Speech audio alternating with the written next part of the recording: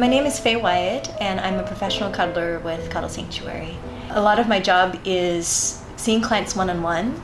I see clients that just need somebody to hold them. Sometimes they're going through something really tough. Sometimes they just know that they need to take care of themselves because they have super stressful lives, and so they come to me to have a space to really relax and to be taken care of. I also lead a lot of events, and my events are all centered around consent, and sometimes we also have events around cuddling, so people come together and they cuddle each other instead of me cuddling them. I realized that there's a need for me to feel really close to people, and if I feel so much better in my life because I have intimacy, I feel so much less lonely. If that's true for me, that must be true for a lot of other people too. A few guidelines to sort of keep by is to keep touch in non-erogenous zones, so outside of the bikini area. We actually also take kissing off the table at this event, even though I know kissing can be platonic and very sweet. We just sort of take it off the table. So when I say kissing, I mean kissing of any other body parts besides other lips as well. Our next guideline is confidentiality. When you talk about your experience at Cuddle Sanctuary, talk about your experience. Don't name names, and don't out people for cuddling if you see them on the street unless you have express permission to do so. So there will be two people. Can I demo with you real quick, Louis? And we'll get to do this and switch real quick. One person makes a request. Can I give you a hug? No, thank you. Yeah, the other person says no, and I'm going to respond with something kind like, thank you for taking care of yourself. And then we'll switch. Practice our final guideline, which is to ask and wait. What that means is when touch happens in the space, we're not just going to take it from somebody else, and we're not just going to give it without asking. Chuck, would you like a hug? Yes. No, can I give you a hug? Bring it on in. No, thank you. Can you get a hug? Yes. Hi. May. Thank you.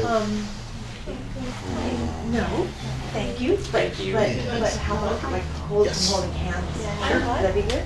Hi, can I share a hug with you? No, thank you. Yeah. Thank you. Thank you. Thank you. You're welcome. Hi. Can we hug? Yes, we can. Thank you. No. But can we hold Stand hands? up. Vin, would you like a hug? Yes. I would love it. Thank you for taking care of yourself. Thank you. Thank you. Would you like a hug? Well, also, it didn't really matter to me, and probably because it was in the exercise, you know, because I thought, well, she gotta say no to somebody, and my number, you know, that number could be up, so. Yeah.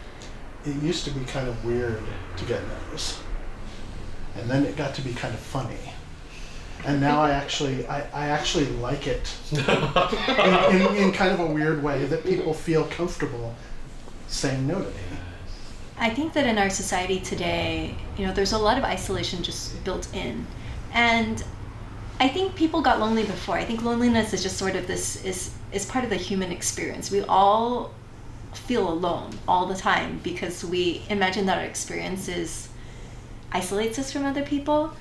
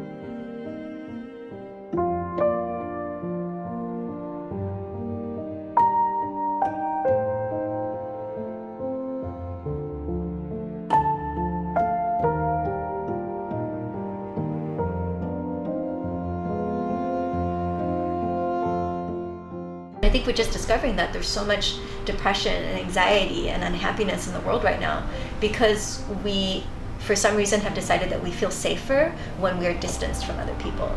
And in reality, you know, we may be physically safer when we're distanced from other people, but our bodies, our souls, we're starving for connection. So I want to be on my back or front and have everybody just touch me really lightly. So like a feather-light touch. As light as possible. Mm-hmm. Okay. And I think I'll be face down. Sounds good. Happy.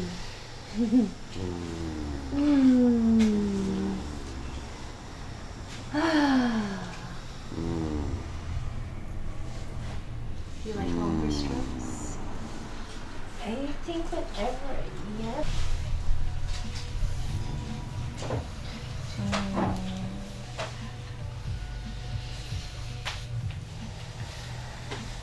Down to 15 seconds. I would like to have a group hug and have everybody close their eyes and be unconditional love. In a group hug. Do you want to do it sitting?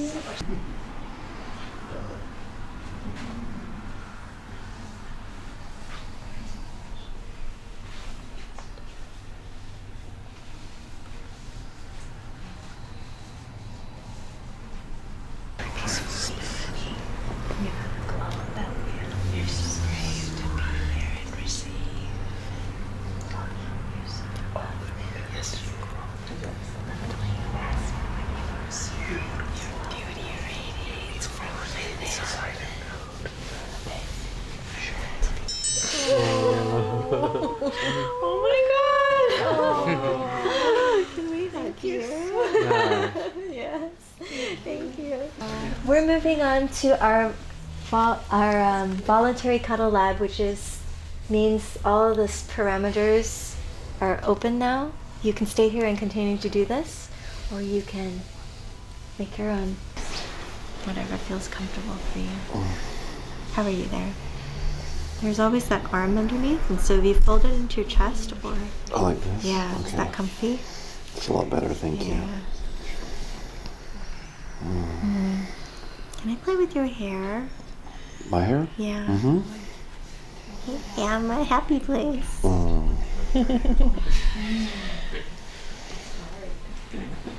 with my hair as much as you want. Yeah, it's my favorite thing to do. Really?